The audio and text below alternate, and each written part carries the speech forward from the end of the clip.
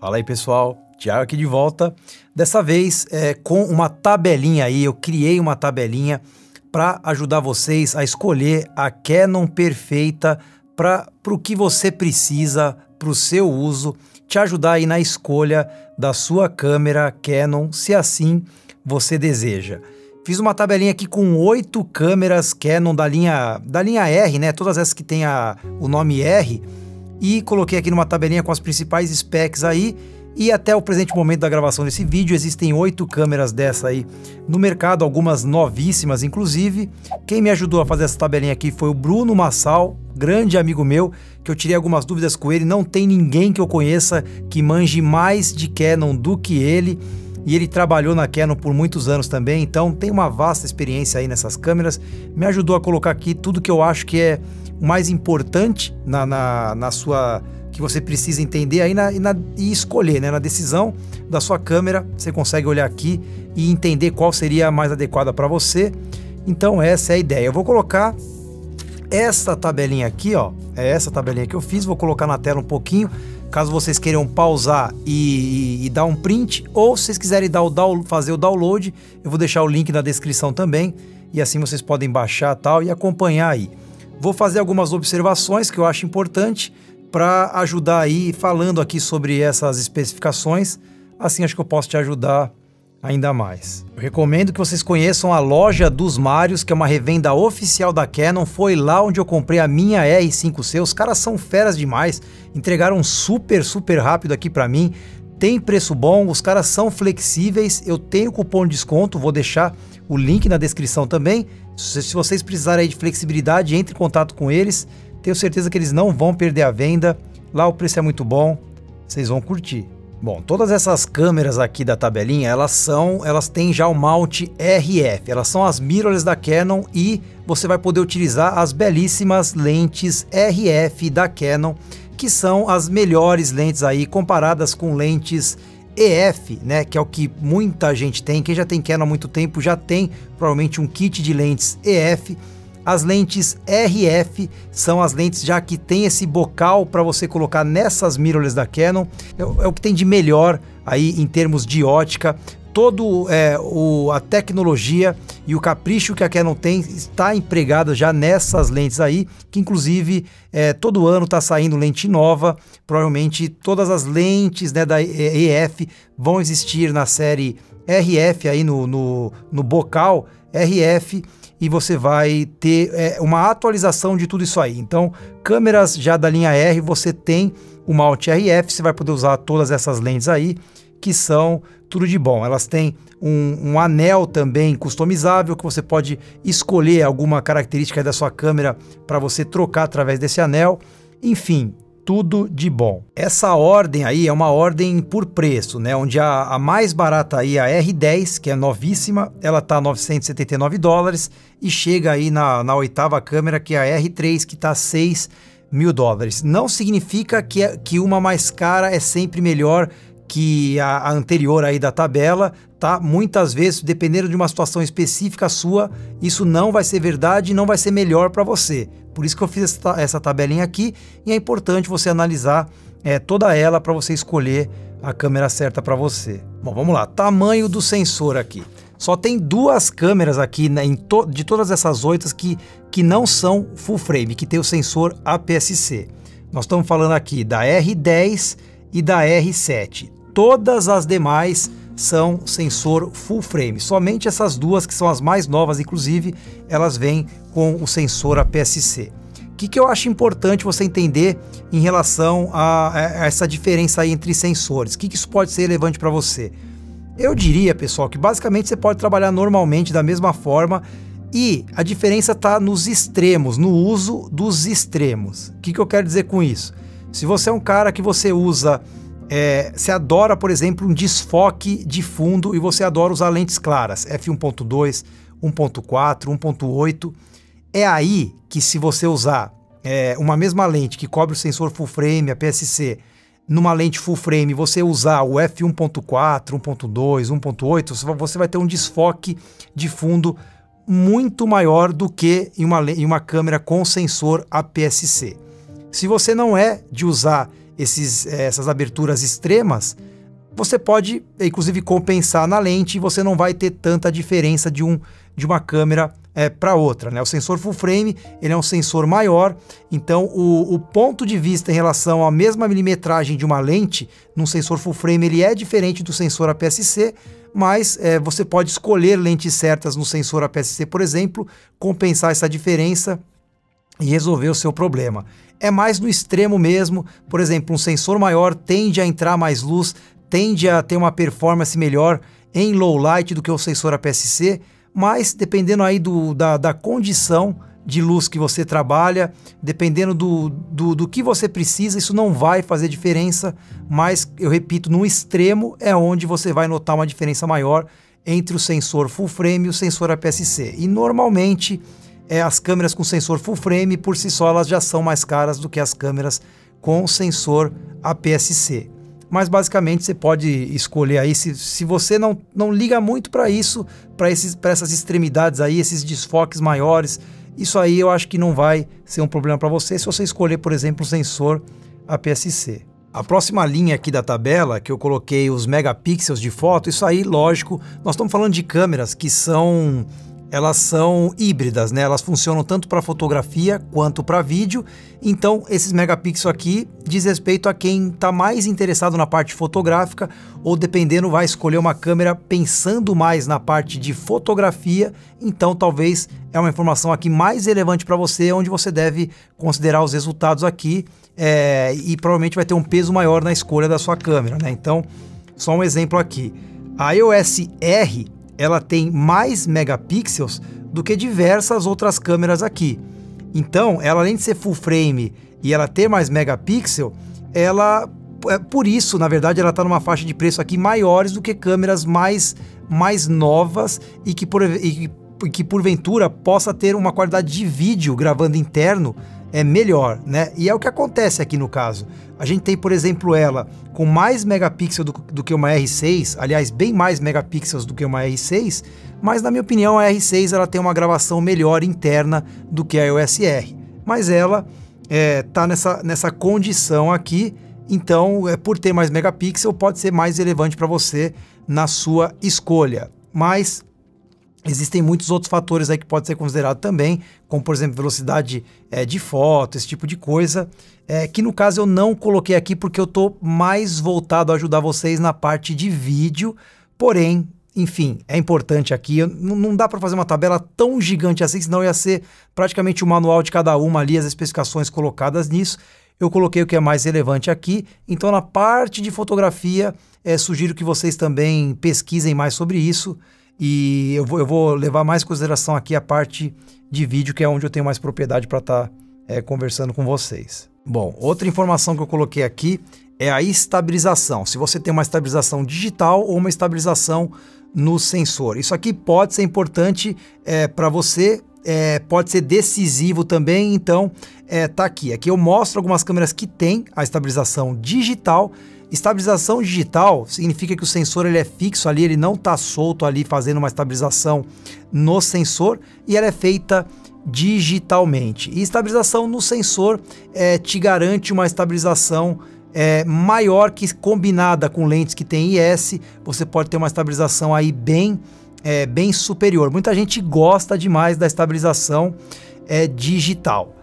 Só uma ressalva aqui, por exemplo, a R5C, ela não tem estabilização no sensor, a R5 ela tem estabilização no sensor.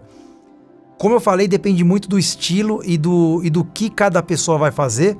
Por exemplo, no cinema não se usa muito estabilização no sensor, eles não querem ali um sensor chacoalhando dentro da câmera, eles têm outros meios de estabilizar de formas mais profissionais e eles não querem isso acontecendo. Então eles resolveram tirar na R5C a estabilização no sensor.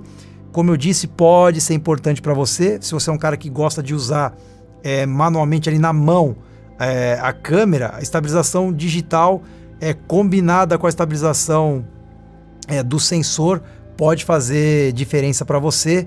Então muita gente acha relevante, então essa informação eu acho importante estar na tabela e você levar em consideração na escolha da sua câmera. O próximo item importantíssimo que eu coloquei aqui nessa tabela é a parte de gama de cores, né? Se existe ali um perfil flat, um perfil dessaturado, descontrastado para você depois gerar as suas cores ali, se você gosta de trabalhar o color grading.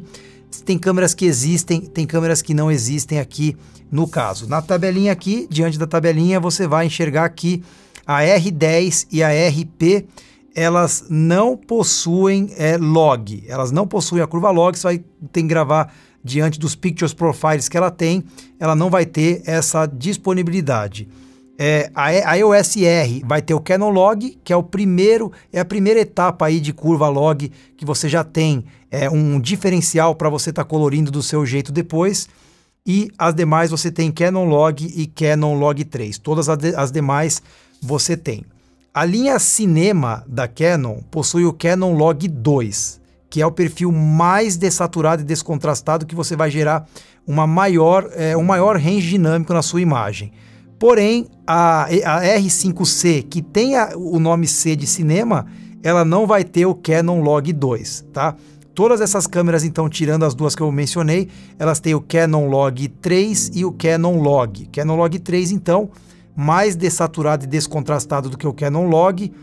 Você consegue aí um range dinâmico maior, mas não tem o Canon Log 2. Não me perguntem por que dessa ordem, porque o 2 você consegue um range dinâmico maior do que o 3, mas é assim que eles colocaram a ordem. Então dessas câmeras aqui, mesmo a E5C que tem o nome Cinema, não tem essa curva Canon Log 2, mas tem a Canon Log e a Canon Log 3, que é bem bacana também, você consegue cores bem bonitas e consegue trabalhar um color grade aí bem bacana também. Outra informação que eu considero super importante que eu coloquei aqui é o bit de cores, né? É a profundidade de cor ali que você vai conseguir trabalhar dependendo do resultado mais ou menos. R10, RP e a R, você tem 8-bit 420 interno. Você é interno com cartão de memória dentro dela, você não tem mais do que isso, você não tem bilhões de cores, você tem milhões de cores. Então, para um color grade aí mais trabalhado, você tem mais dificuldade quando a câmera só grava em 8-bit, tá? A EOS R, ela já grava 10-bit 422 externo, tá? Então, na saída HDMI com o gravador, se o gravador assim permitir, você consegue gravar 10-bit 422, mas interno, essas três aí que eu falei, só 8-bit. As demais, você consegue gravar 10-bit 422, que aí você passa de milhões para bilhão de cor e você consegue cores melhores, principalmente se você souber trabalhar mais essa parte de color grading, tá? Tem duas câmeras aqui, não, na verdade tem 3 câmeras aqui que já filmam em RAW. Quando você filma em RAW, você filma em 12-bit, que você tem aí uma profundidade ainda maior com cores, fica ainda melhor. Você tem a R5 que filma em 8K em RAW, a R5C também e a R3, todas elas você consegue filmar em RAW e aí você tem o 12-bit. Falando da parte de FPS, né, quantos frames por segundo essas câmeras conseguem filmar. E eu meio que deixei aqui a parte falando no 4K, né, que eu acho que hoje é a resolução padrão que todo mundo costuma usar e quer saber o quanto que em 4K essas câmeras são capazes de gerar de FPS aí. Então, R10, você consegue 4K em até 30 FPS e com 60 FPS em 4K existe um crop, mas você consegue também. A RP, 4K até 24 FPS e somente em Full HD você vai conseguir 60 FPS se você quiser. A EOS R, né, uma das primeironas aí de todas essas que saíram, ela filma em 4K em 30 FPS, só que quando ela filma em 4K você já tem um crop enorme em 1.7, então quer dizer, faz parecer que tem um sensor APS-C filmando em 4K. Infelizmente isso é uma coisa que eu sempre achei um problema na EOS R, que filma muito, muito bonito em 4K, mas tem um crop enorme, se você não se acostumar com isso, é um pouco complicado. E filma em Full HD até 60 FPS. R7 e R6, você tem 4K 60 FPS. 60 FPS já dá uma câmera lenta super bacana, eu gosto demais e já dá para você fazer muita coisa legal. A R5 e a R5C, você consegue 8K em 30 FPS na R5. Na R5C você consegue 8K até 60 FPS. Essa aqui é uma das únicas câmeras do mundo que faz isso, né? Você tem o 4K 120 FPS nas duas câmeras, a R5 e a R5C. E a R3 você tem 6K 30 FPS e 4K também em 120 FPS. Pessoal, a próxima etapa aqui são informações bem importantes para muita gente, porque com essa história de lives, de você querer gravar simultaneamente junto com uma transmissão, essas informações aqui podem ser importante e decisiva na hora de você escolher uma câmera e escolher correto, tá? Então eu tenho, por exemplo, saída de HDMI limpa, né? Que isso é uma informação muito importante, porque quando você tem uma saída de HDMI limpa, significa que você consegue passar por HDMI todas as informações, toda a imagem sem aquelas informações que aparecem na tela. Pura e simplesmente a imagem para você transmitir, que é isso que todo mundo quer, né? Ninguém quer ver uma imagem cheia de informação na tela. E saída HDMI limpa, todas elas são capazes de gerar, tá? Então, com qualquer uma dessas 8 câmeras, você consegue, por exemplo, transmitir ao vivo em lives, fazer esse tipo de coisa. Porém, com gravação simultânea, aí a coisa é diferente. Gravar simultânea e transmitir simultâneo, algumas conseguem e outras não. Então você tem gravação simultânea, você não consegue com a R10, você não consegue com a RP, você não consegue com a R7, com a R6 e com as demais você consegue fazer isso. Então, se para você for muito importante gravar junto de transmitir, isso aqui é demais, essa linha aqui é super relevante, você precisa levar em consideração. Outra coisa super importante que muita gente, que pode ser importante para as pessoas, é o limite de tempo de gravação. Tem câmeras que possuem limite de tempo de gravação. Isso significa que de tempo em tempo, de 30 em 30 minutos, por exemplo, você teria que apertar o REC novamente para ela continuar gravando. Então você tem limite de tempo de gravação. A R10 não tem, a RP tem, R tem tempo de gravação, a R7 não tem, a R6, por exemplo, que é full frame, ela tem tempo de gravação, R5 também tem tempo de gravação, R5C não, e a R3 não. Então, percebam, né? Às vezes entre R6 e R7, uma é full frame, a outra tem o sensor APS-C. Elas são muito, muito parecidas umas com as outras, né? Mas uma tem tempo de gravação, limite, a outra não tem. Isso pode fazer total relevância, pode ter total relevância isso na decisão, então você precisa levar em consideração tudo isso aqui. Um outro ponto importante aí é o cartão de memória, né? Por quê?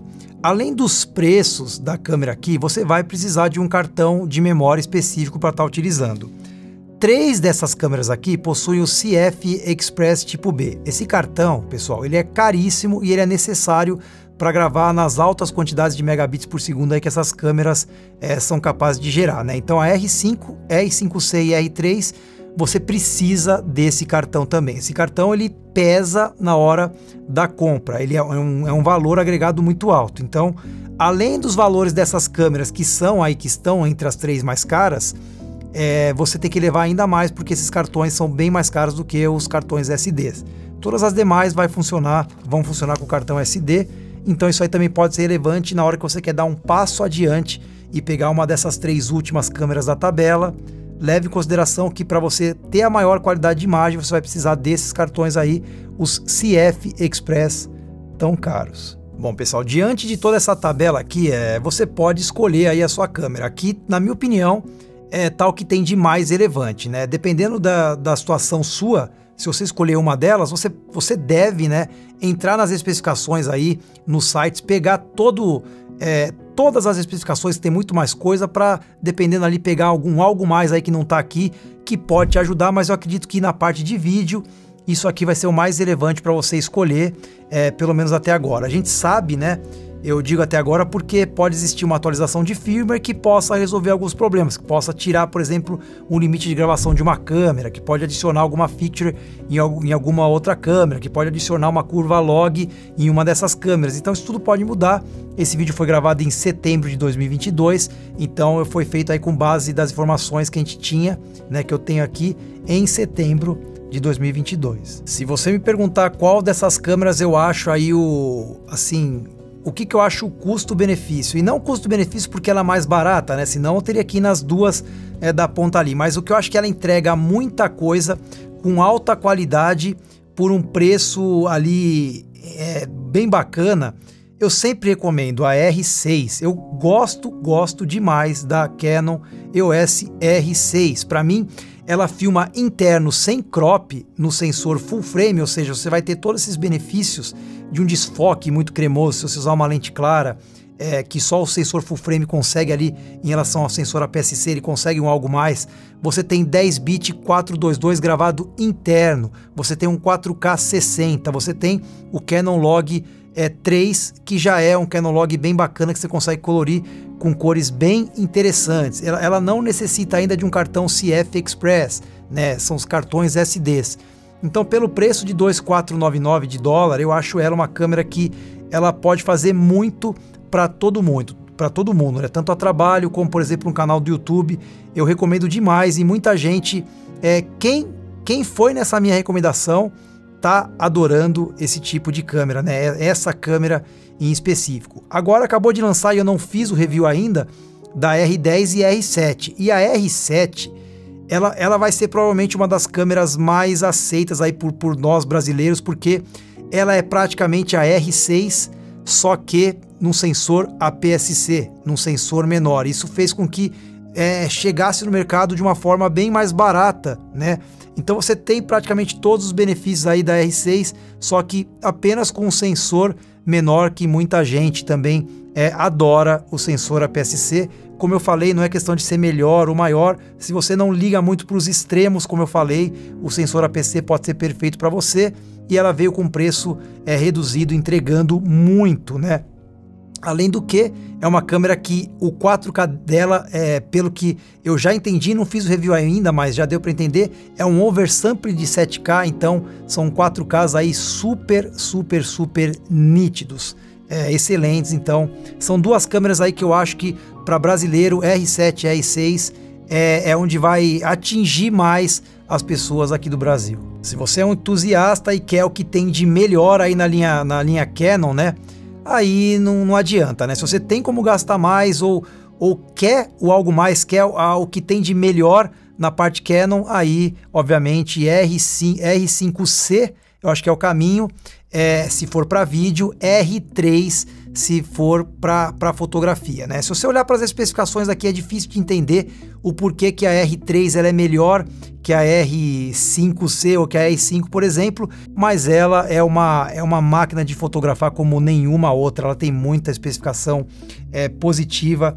Ela tem o sistema ECF, que é aquele sistema onde você, ao olhar no viewfinder, para onde você está olhando, o foco segue aonde você está olhando e já foca sem você precisar fazer mais nada além disso, né? Ela tem especificações aqui que torna ela a melhor câmera fotográfica, na minha opinião, aí da Canon.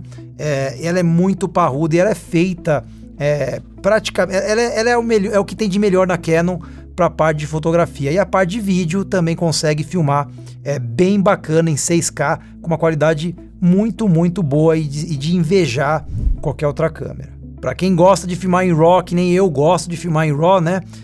Você tem dois formatos aí que a Canon trabalha, que é o Cinema RAW Lite e o Movie RAW. O Cinema RAW Lite, na minha opinião, é o caminho se você quiser filmar em RAW. Isso faz, por exemplo, da R5C uma câmera bem melhor para se filmar em RAW do que a R5, porque a R5 filma em Movie RAW e a R5C filma em Cinema RAW Lite, que é um codec, ele é mais leve, ele é mais tranquilo, mais amigável no programa de edição. Você consegue fazer muita coisa bacana com esse RAW e ele roda mais tranquilo nos programas de edição. Então, se você quer filmar em RAW, Cinema RAW Lite é o caminho. O Movie RAW é um pouco mais difícil de rodar nos programas. Então, se a ideia é escolher filmar em RAW, iria de R5C sem dúvida nenhuma. Para quem quer uma câmera mais barata e capaz, né, uma câmera atualizada, sem dúvida a R10 seria essa câmera. Ela é a evolução de uma SL3, por exemplo, já com malte RF, para você utilizar as lentes RF, já tem muita coisa boa nessa câmera aqui. Seria a câmera mais barata então para te entregar já uma qualidade atualizada do que a SL3 era capaz ali até os dias de hoje, né? Aqui você tem uma câmera atualizada que pode resolver o seu problema e você pode já estar criando ali seu kit de lentes RF, começar com essa câmera e depois ir subindo os degraus aí para atingir outras câmeras que têm algumas features diferenciadas, por exemplo, como filmar em 10 bit, em 422, para você ter depois uma capacidade de colorir melhor, mas sem dúvida seria o início ali, a R10 para você começar. RP eu não começaria com ela para vídeo, seria mais se fosse para fotografia, já que ela tem um sensor full frame, ela é muito mais voltada para uma câmera mais barata e para quem quer fotografar. Se você quer hoje pensar em algo mais híbrido e que vai ser relevante para você o vídeo, vai para a R10 e não a RP, faz muito mais sentido segundo tudo isso aqui. Bom, pessoal, acho que é isso, acho que deu para ajudar, né? Vocês podem baixar essa tabelinha aí se ainda não baixaram. E é isso aí, qualquer dúvida, deixa um comentário aí na descrição. Eu fico por aqui. Você curte conteúdos como esse? Você gosta? Se inscreve no canal, curta esse vídeo e até o próximo.